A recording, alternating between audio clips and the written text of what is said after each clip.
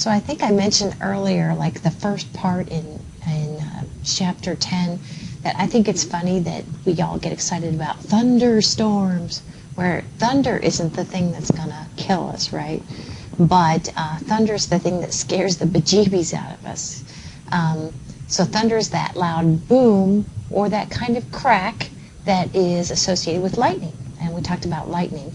So thunder then basically must also come from that flow of electrons kind of back and forth, either between the cloud and the ground or within the same cloud or from cloud to cloud. So electrons flow, we see the light, and electrons flow, we hear the thunder. So what's up with that? Well, it has to do with the fact that that lightning bolt, and I mentioned this earlier, in the vicinity of where electrons are flowing, it heats up hotter than the sun. So not only does it heat up very hot, but it does so very quickly. And so then what happens is the air right in the vicinity of that lightning bolt, how do I say this? The thing about air when air heats up is it wants to expand. Okay, and so that air expands, and it expands faster than the speed of sound. And so it's this expansion faster than the speed of sound that is a sonic boom. And we go, right? So that air is moving faster than the speed of sound. There you go. So it has to do with that. Now, here's the deal.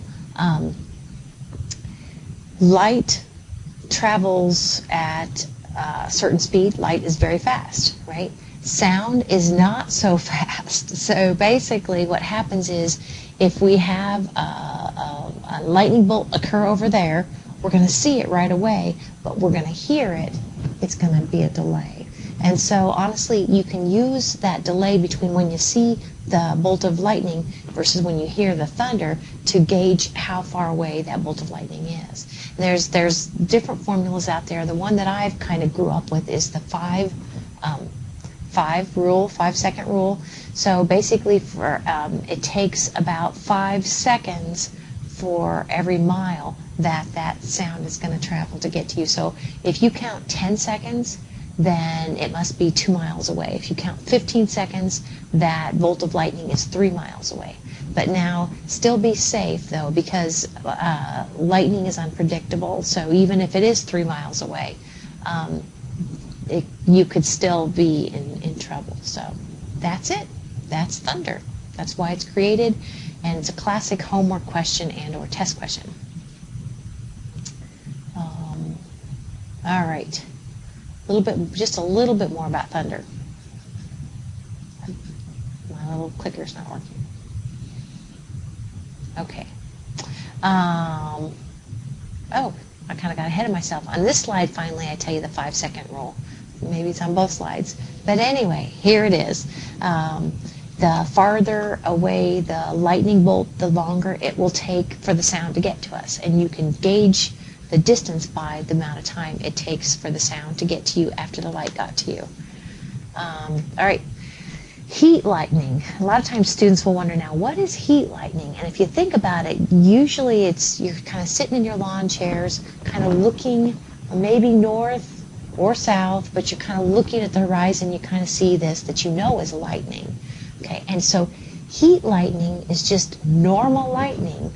And the reason I have it here under thunder is one of the things about heat lightning is you don't hear it, do you? So basically, it's that normal lightning, but the thunder part of it dissipates before it gets to your ears. That's it. That's heat lightning. And most of heat lightning is probably sheet lightning.